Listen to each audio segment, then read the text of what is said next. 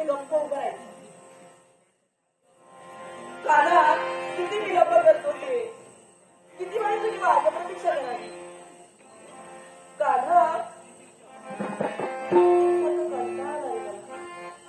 तुझी माझ्या प्रतीक्षा करू का मी तुला समजून घ्यावं.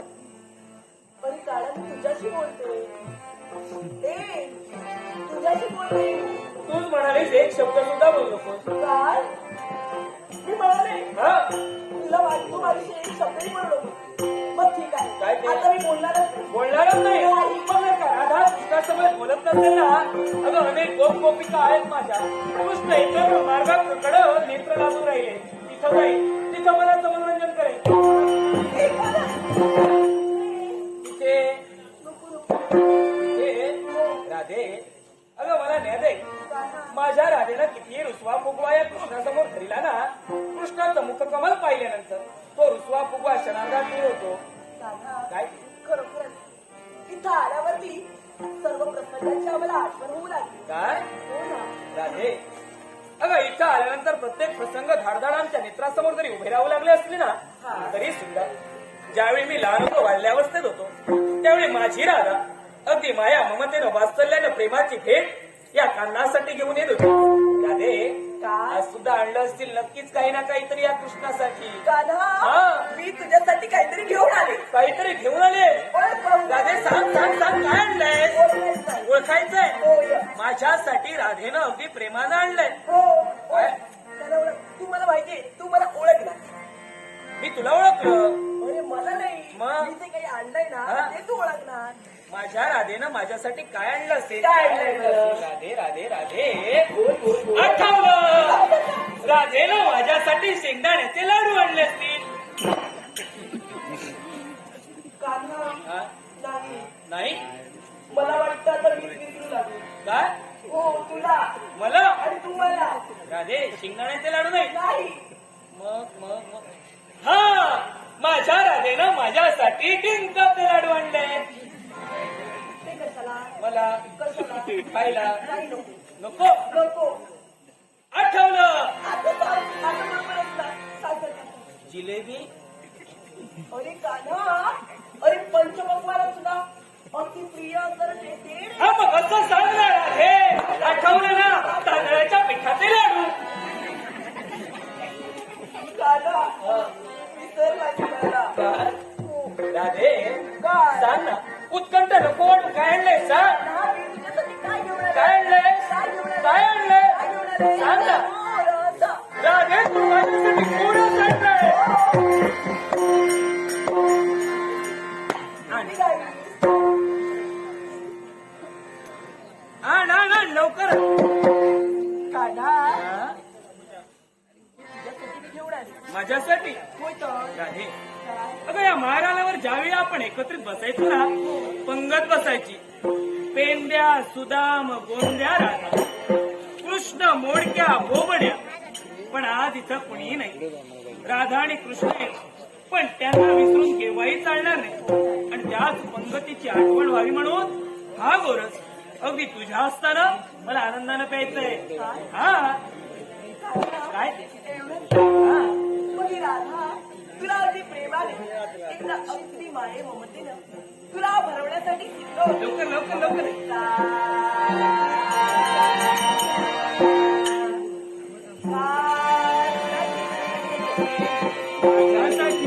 Oh,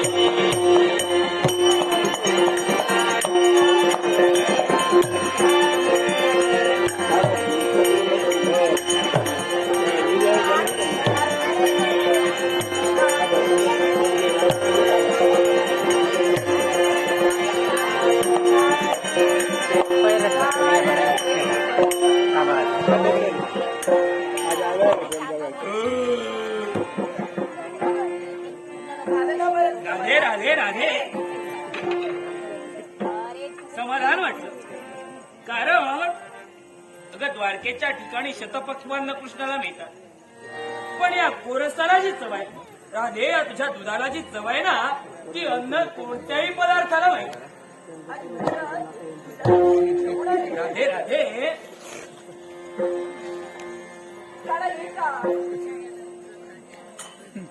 राधे, अगं एका वर्षानंतर गोकुळचा गोरस मला मिळाला. उत्कंठा तर माझी वाढली असणार की नाही. आणि हा गोरस कृष्णानं वाया घालविला असं तुला वाटतंय? नाही नाही, हा गोरस या भूमातेवर पडण्याच्या मुळाचे कारण आहे. अगं या रानमाळावर वृक्ष, पान, फुलं, पशु, पक्षी साऱ्यांच्या नजरा एकटावल्या होत्या. त्या राधा कृष्णाला गोरस भरवते याद, आणि म्हणूनच प्रत्येकाच्या आत्म्याला आणि परमात्म्याला शांती लाभावी म्हणून हा गोरस भूमीवर टाकण्यासाठी कृष्ण तत्पर झाला. पण काय ते आज तुला काय माहित आहे का? आज आहे ती शरद पौर्णिमा. आणि शरद पौर्णिमेच्या रात्री आपण काय करतो रे? शरद पौर्णिमेच्या रात्री याच गोकुळच्या मारणावर रासक्रीडा खेळली जाते. ती रासक्रीडा पाहण्यासाठी स्वर्गीय 36 कोटी देवता पक्षा, पाना, फलांची रूप घेऊन या मारणावर स्थित असतात. आणि म्हणूनच त्याला मी दंडुके घेऊनच आले. दंडुके घेऊन आले? राधे दे दे, लवकर दे. मग या माझ्या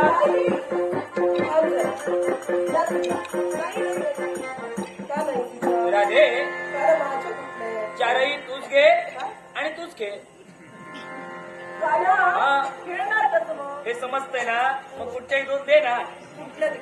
तू सांग हा तुझ्या आता या तुझ्या हा, कारण गुलाबी रंग तुला जास्त आवडतो.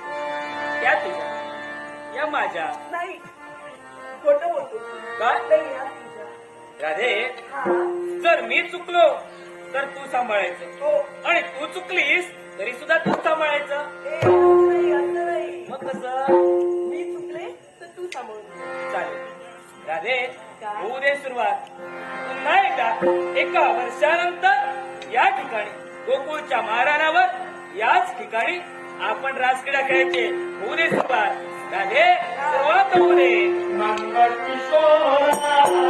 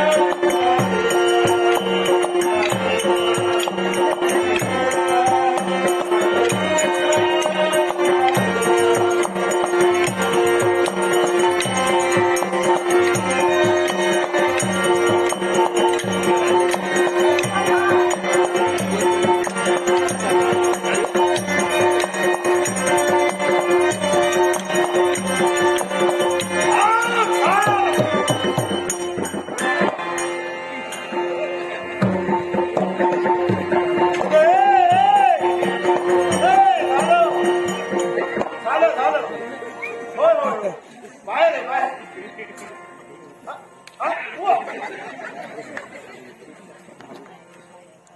नाट्य